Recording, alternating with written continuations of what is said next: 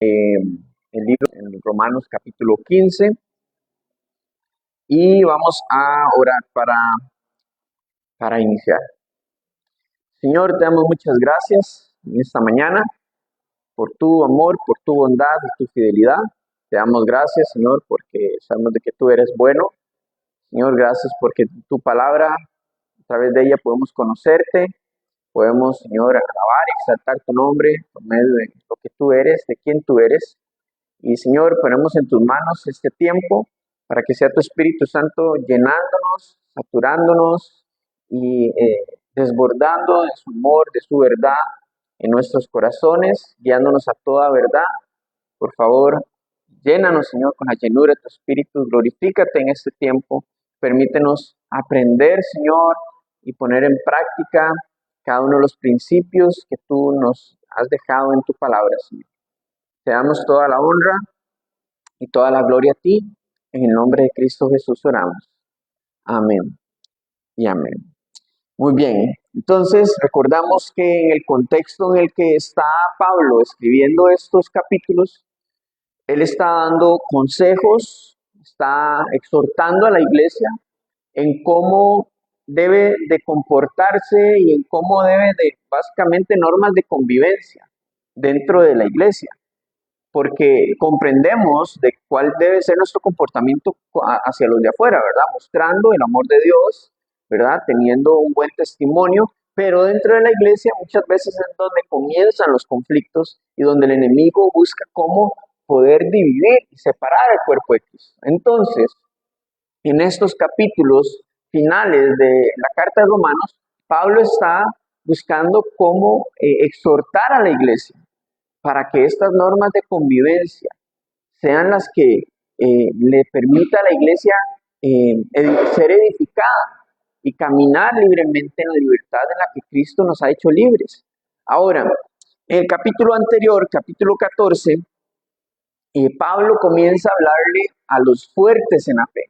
Los fuertes en la fe son aquellos hermanos y hermanas que tienen la comprensión de lo que Cristo ha hecho en sus vidas, de que esto la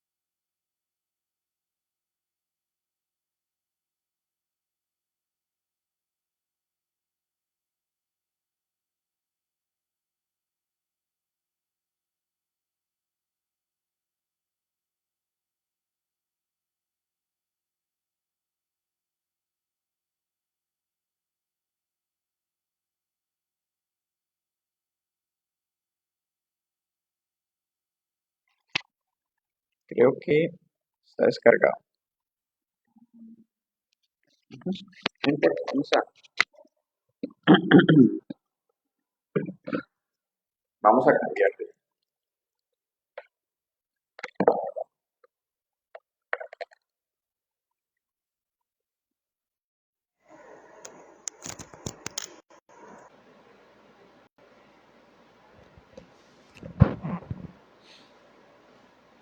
Listo, vamos a continuar ahora sí.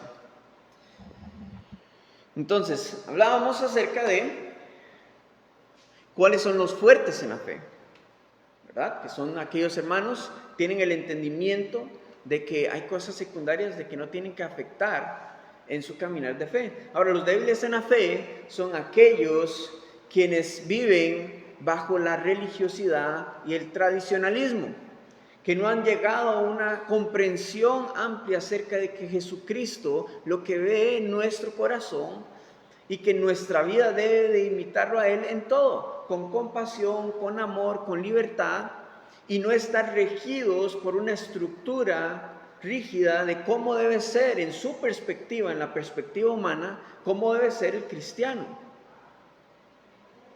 Ahora, trayéndolo a nuestra época, tenemos personas que se ofenden por la manera en la que usted camina, en la manera en la que usted habla, en su manera de ser, en la manera de vestir.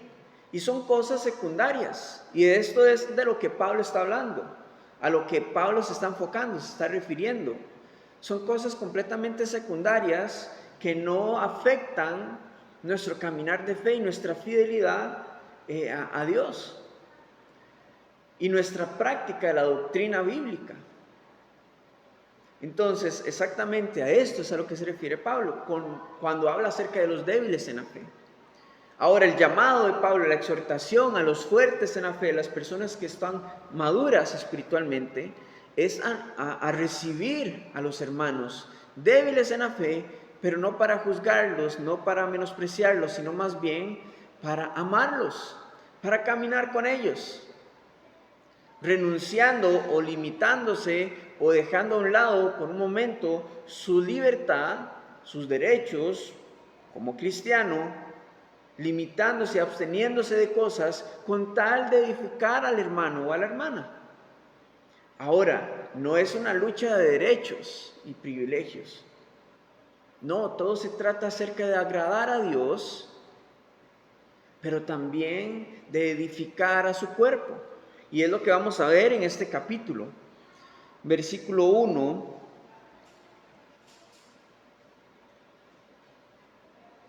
Capítulo 15, versículo 1, dice: así que los que somos fuertes debemos soportar las flaquezas de los débiles y no agradarnos a nosotros mismos. Cada uno de nosotros agrade a su prójimo en lo que es bueno para edificación. Porque ni aun Cristo se agradó a sí mismo, antes bien, como está escrito, los vituperios de los que te vituperaban cayeron sobre mí. Muy bien. Acá primeramente vemos que el versículo 1 Pablo está hablándole a los fuertes en la fe, que ya vimos cuál es el perfil de los fuertes en la fe. Entonces dice, los que somos fuertes debemos soportar las flaquezas de los débiles. Ya vimos quiénes son los débiles en la fe. No que hay que menospreciarlos, simplemente ahorita vamos a ver un ejemplo que nos ilustra mejor cuál es la posición de Pablo respecto a esto. Pero aquí la palabra soportar, dentro de este contexto, se refiere a cargar sobre sí, cargar sobre nosotros las flaquezas de los hermanos que aún están en un proceso de maduración espiritual. Entonces, no es que, tengo que soportarlo con ira, con enojo. No, más bien es cargar con él, cargar con sus debilidades, con sus flaquezas.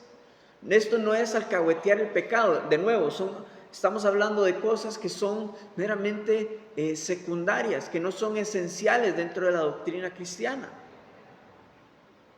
sino que es cargar con ellos en su manera de hablar, su manera de expresarse, su manera de vestir, que sea con decoro, su manera de ser, porque hay personas que a veces chocan por su carácter o por su manera de hablar y expresarse, simplemente por su manera de ser. Pero entonces Pablo se está refiriendo de que los que son fuertes en la fe deberían de soportar, o sea, de cargar con ellos y apoyar a nuestro hermano en sus flaquezas, comprendiendo de que así como Dios ha obrado en su vida, está obrando también en la vida de mi hermano y mi hermana. Eso dentro de la iglesia. Ahora, con aún más razón, con aquellos que no tienen a Cristo en su corazón. No puedes pedirle a un no creyente que tenga el carácter de Cristo porque no ha entregado su vida a Él. Por lo tanto, también tenemos que de alguna manera cargar con su carácter, con su manera de ser, no alcahueteando su pecado, pero sí comprendiendo de que Dios está haciendo una obra en esta persona y haciendo nosotros nuestra parte, que es reflejar la compasión, la misericordia y el amor de Dios. Entonces, parte de cargar sobre sí o sobre nosotros con las debilidades de los demás es sostener, es apoyar la flaqueza de nuestro hermano, con tal de priorizar la edificación del cuerpo de Cristo, la comunión con los demás. Un ejemplo muy gráfico es que, mi mano fuerte es la derecha, mi mano débil, mi brazo débil es la izquierda. Yo no puedo cargar el mismo peso con la izquierda y con la derecha, porque obviamente para la derecha se le va a hacer más sencillo. La izquierda comienza un momento en donde ya comienza a debilitarse y a flaquear, pero yo lo que hago entonces es, automáticamente, sin pensarlo, usar mi mano derecha para poder soportar y ayudar a mi mano izquierda. Y entonces la carga se vuelve más liviana. Es exactamente de la misma manera con nuestra convivencia cristiana. Hay hermanos que son como esa mano izquierda, que son más débiles para comprender la libertad a la que Cristo les ha llamado. O también han sido formados y vienen con, para ver lo gráfico, vienen como con unas pulgas espirituales o pulgas de malas enseñanzas que tienen que ser quitadas poco a poco. Y es un proceso. Ahora, si yo comienzo a ejercitar mi mano izquierda un poco más que la mano derecha, a tal punto de que yo logre soportar con ambas manos el mismo peso, de eso se trata la vida del creyente. Que una con la otra se apoyan mutuamente. Y la mano derecha no está diciéndole, pero es que usted, ¿por qué no cambia su manera de hablar? ¿Por qué no cambia su lenguaje religioso y tan decoroso y tan bíblico? Pero usted no está viviendo exactamente lo que está predicando. ¿Por qué no cambia su manera de vestir? En lugar de empezar a enjuiciar, a condenar y a menospreciar, más bien deberíamos de acercarnos y caminar con ellos, llevando la misma carga, hasta el punto en el que la izquierda o en el que nuestro hermano débil en la fe logre sostenerse y comprender la libertad en que el Señor le ha llamado. Sabiendo y comprendiendo de que estas cosas secundarias, no esenciales, no deberían de traer división y separación dentro de la iglesia, sino que la responsabilidad aún más es de los fuertes en la fe, para procurar la convivencia, procurar el amor fraternal entre los hermanos.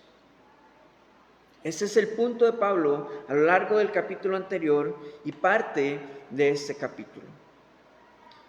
Dice la última parte del versículo 1, no agradarnos a nosotros mismos, porque es que eso es lo que pasa. Muchas veces queremos abogar por nuestros intereses, y que yo soy libre en Cristo y yo hago lo que a mí me parece bien.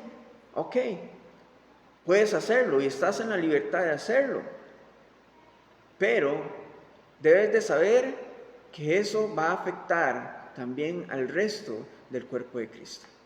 Porque cuando venimos a Cristo ya no somos nada más individuos, ahora pertenecemos a un cuerpo y cada uno de nosotros somos miembros.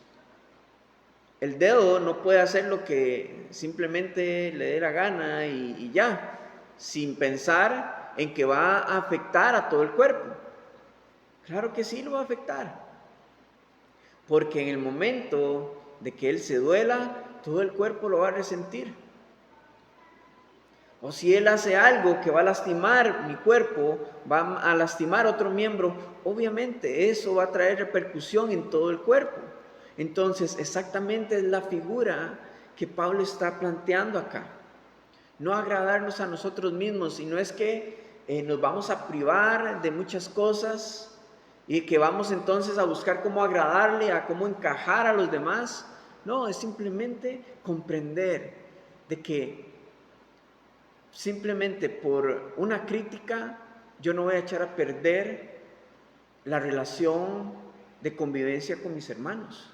Mejor me reservo mis comentarios y buscamos lo que nos compete, que es la unidad en el amor y en la verdad de nuestro Señor Jesucristo, para alabar y exaltar su nombre, unidos con un mismo sentir, un mismo espíritu. Eso es agradar al Señor.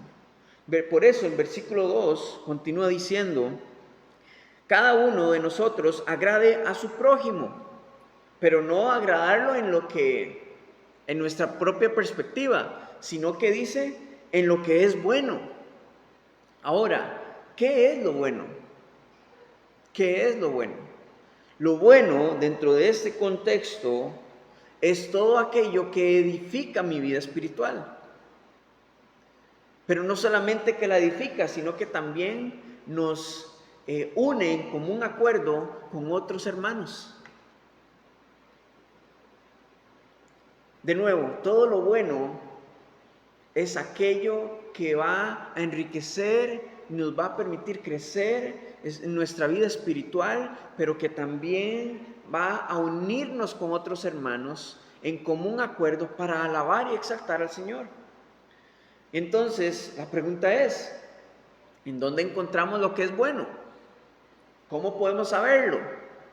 Bueno, lo tenemos en la palabra de Dios. Si venimos a la palabra de Dios, encontramos el carácter y la naturaleza de Dios, su fidelidad, encontramos sus atributos, los cuales nos van a unir y vamos a estar en acuerdo. Ah, sí, tienes razón. A pesar de que usted hable como hable, a pesar de que usted vista como vista, a pesar de que si usted tiene o no un tatuaje, o que si hace o no ciertas cosas que son completamente irrelevantes en tu caminar cristiano, nos unimos a entender y comprender de que realmente Dios es soberano, es poderoso, es sublime, es fiel, y que por causa de Jesucristo es que tenemos salvación. Entonces eso nos une, eso nos hace hallar gracia con los otros hermanos, y entonces nos une para alabar al Señor y cumplir así con la siguiente parte del versículo que dice que para edificación, agradar a nuestro prójimo en lo que es bueno, para edificación, porque eso verdaderamente sí edifica. Pero los malos comentarios, las malas caras, los malos gestos, el menosprecio, es que yo soy de tal denominación, pero crees en Cristo, ¿sí? Crees que a través de Él hay salvación, que Él es el Hijo de Dios, que Él ha resucitado, que volverá, ¿sí? Excelente. No importa si eres de esta iglesia o de esta otra. Nos une la misma fe y la misma comprensión de quién es Cristo. ¿Crees que que Dios ha inspirado su palabra, la Biblia? Sí, ok, entonces alabemos al Señor juntos en esto. Pero es que nosotros no practicamos esta cosa o no, o creemos de que esto debe ser así, cosas secundarias. No importa, tranquilo. La manera en la que los hombres han puesto los modelos y las maneras en las que deben de practicar la religión, eso ha sido impuesto por hombres. pero lo que nos une y nos compete es la palabra de Dios.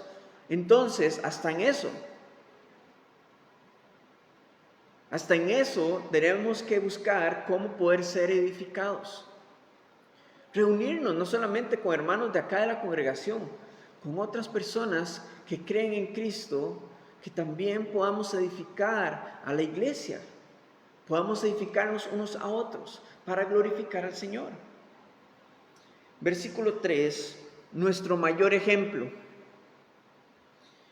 Porque ni aun Cristo se agradó a sí mismo, antes bien, como está escrito, los vituperios de los que te vituperaban cayeron sobre mí. Nuestro Señor Jesucristo es nuestro mayor ejemplo de cómo soportar la carga de los débiles, porque lo hizo y lo continúa haciendo. Él continúa cargando sobre sí nuestras flaquezas, teniendo paciencia de nosotros, comprendiendo de que, porque Él fue tentado en todo, comprendiendo nuestras luchas y teniendo paciencia, yendo paso a paso con nosotros, fortaleciéndonos para llevar la carga. Él es nuestro mayor ejemplo. Él no vino a servirse a sí mismo, no vino a servirse de los demás. El texto que Pablo menciona acá es el Salmo 69:9, es un salmo mesiánico que hablaba de o anticipaba la manera de vivir del Mesías, que él iba a llevar sobre sí los vituperios, o sea, las debilidades y todo aquello, el pecado y las flaquezas de la humanidad, iba a llevarlas sobre sí. Ahora en Mateo capítulo 20, versículo 28, él dice: como el Hijo del Hombre no vino para ser servido, sino para servir y dar su vida en rescate por muchos. Solo vamos a leer esa sección. Está hablando acerca del Señor. Él no vino para ser servido, ni para servirse de los demás. Vino para dar su vida más bien en bienestar de los demás. Y lo podemos ver en su vida ministerial, en los evangelios. Él sanó enfermos, hizo milagros, se juntó con personas de bajo perfil social, pero también se reunió con aquellas personas que tenían un alto grado social, un estatus social alto.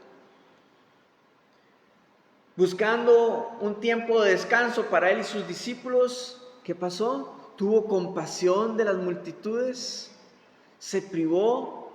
Él tenía derecho a descansar, tenía libertad para hacerlo, pero se privó de esto para atender a las multitudes, tener compasión de ellas. Dedicó tiempo con sus discípulos, dedicó tiempo con los fariseos para confrontarles, para enseñarles. Ahora, que ellos no hayan querido ser enseñables es otra cosa, pero dedicó tiempo para ellos. ¿Qué pasó con los discípulos en la última cena? Ahí estaba aquel que lo iba a traicionar y aún así compartió con él, lavó los pies de sus discípulos, luego fue a la cruz y estando ahí rogó al Señor, rogó a Dios, al Padre, que perdonara a aquellos que lo estaban crucificando porque no entendían, no sabían lo que estaba haciendo. Al ladrón de su lado le prometió el paraíso ahí mismo y luego murió por todos nosotros. Pero ahí no terminó, porque resucitó dándonos esperanza y caminó nuevamente algunos días más con sus discípulos y luego envió al Espíritu Santo a la vida del creyente, otro consolador. Y prometió estar con sus discípulos y con nosotros todos los días hasta el fin del mundo. ¿Todo esto nos muestra que su propio beneficio? No. el bienestar de la humanidad. Porque Él vino para entregar su vida para los demás. Por eso Pablo pone este mayor ejemplo de cómo debemos actuar nosotros, de cómo debemos de vivir nosotros nuestra salvación, como Cristo la vivió, cargando con las debilidades, soportando las debilidades, con amor, con compasión y con paciencia. Versículo 4 dice, porque las cosas que se escribieron antes para nuestra enseñanza se escribieron, a fin de que por la paciencia y la consolación de las Escrituras tengamos esperanza. Pero el Dios de la paciencia y de la consolación os dé entre vosotros un mismo sentir según Cristo Jesús, para que unánimes a una voz glorifiquéis al Dios y Padre de nuestro Señor Jesucristo. El Antiguo Testamento es necesario porque en él podemos encontrar la interpretación de muchas de las cosas que encontramos en el Nuevo Testamento. Porque la Biblia se complementa a sí misma, se interpreta a sí misma. Por eso es necesario que todo el consejo de Dios sea enseñado, sea predicado, sea estudiado. Y no un versículo por acá y otro versículo por acá, no, sino que todo sea un compacto, un todo, para poder conocer a Dios, su carácter, su paciencia, su consuelo. Y a través de la historia podemos ver precisamente lo que Pablo nos dice acá, de que a través de las Escrituras aprendemos, podemos ser enseñados acerca de la paciencia y de la consolación. ¿Paciencia de qué? La paciencia que Dios ha tenido con su pueblo desde el principio. Pero no solamente con el pueblo, con la humanidad.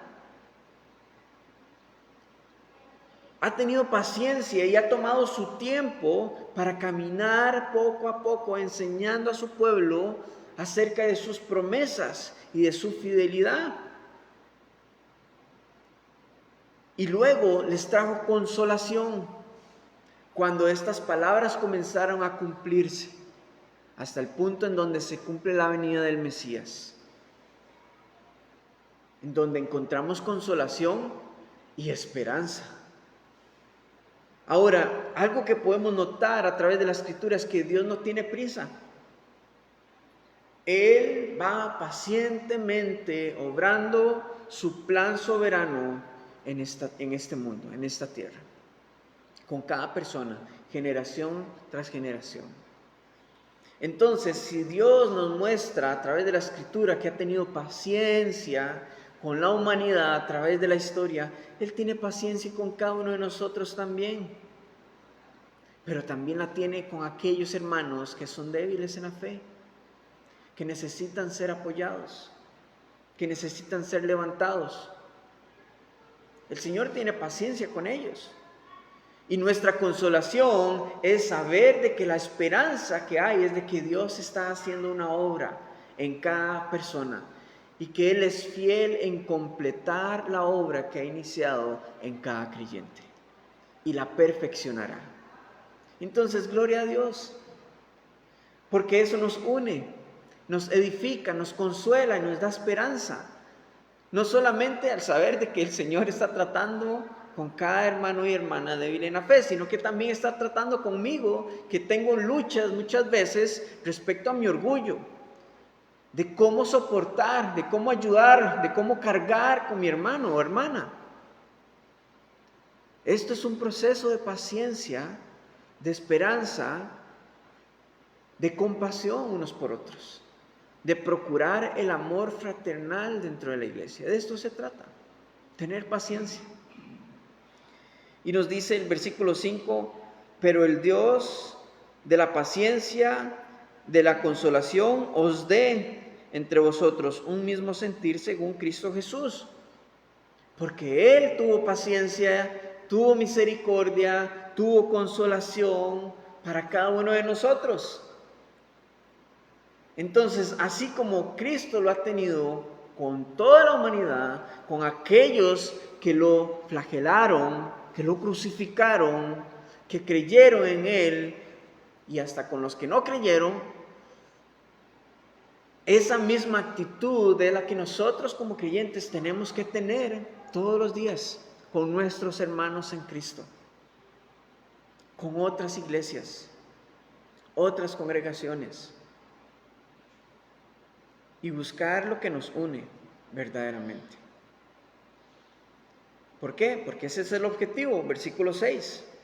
Para que unánimes a una voz glorifiquéis al Dios y Padre de nuestro Señor Jesucristo. ¿Cuál era el enfoque que tenía nuestro Señor Jesucristo? Agradar al Padre, cumplir con su voluntad. Y es precisamente a lo que Pablo está guiándonos, no solamente a soportar a los hermanos, sino que enfocarnos en lo que verdaderamente el Señor toma en cuenta, y es nuestra obediencia de agradar al Señor, buscando hacer su voluntad cada día de nuestra vida, teniendo paciencia con los demás, recordando y haciendo memoria del consuelo y la esperanza que tenemos en nuestro Señor, de que Él va a cumplir su palabra en cada uno de nosotros, así como lo ha hecho a través de la historia. Entonces, hermanos, esto son las normas de convivencia. El tener el amor, la compasión entre todos y dejar las cosas secundarias a un lado, y que esto no interfiera en nuestra relación, en nuestra convivencia cristiana. Que te hizo una mala cara, que cómo está criando a sus hijos, de que cómo está vistiendo, qué está diciendo. A ver, busquemos lo que nos compete. Que cuando nuestra vida espiritual es edificada, el Espíritu Santo es el único que va a traer convicción en nuestros corazones y nos va a guiar a toda verdad, y va a abrir los ojos de todos aquellos que necesitan abrir sus ojos, pero lo hará con paciencia, paso a paso, sin prisa, porque Él que empezó la buena obra en cada uno de nosotros, la terminará, la perfeccionará hasta el día de Jesucristo, y Él es fiel en completarla. Amén. Vamos a orar para cerrar ese tiempo. Señor, te damos muchas gracias por tu palabra, gracias por tu consejo que podemos encontrar, Señor, para aplicarlo en cada área de nuestras vidas, áreas que nos cuestan, áreas, Señor, que son a veces áreas grises, en donde tú no eres claro en tu palabra respecto a qué posición debemos de tener, pero lo que sí tenemos claridad es en el amor, en la misericordia, Señor, en la compasión y en la oración, en buscar la unidad de una sola voz para exaltar y glorificar tu nombre, Señor.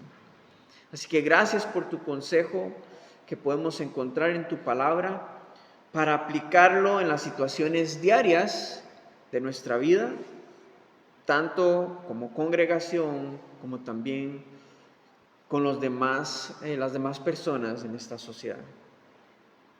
Señor, te pedimos esta mañana que por favor tú seas quien traigas convicción a nuestros corazones y nos guíes a toda verdad, Señor, y que seas tú quien nos llenes con la llenura de tu Espíritu Santo para poder aplicar cada uno de estos principios, de esta exhortación, de estos consejos en nuestra vida, Señor.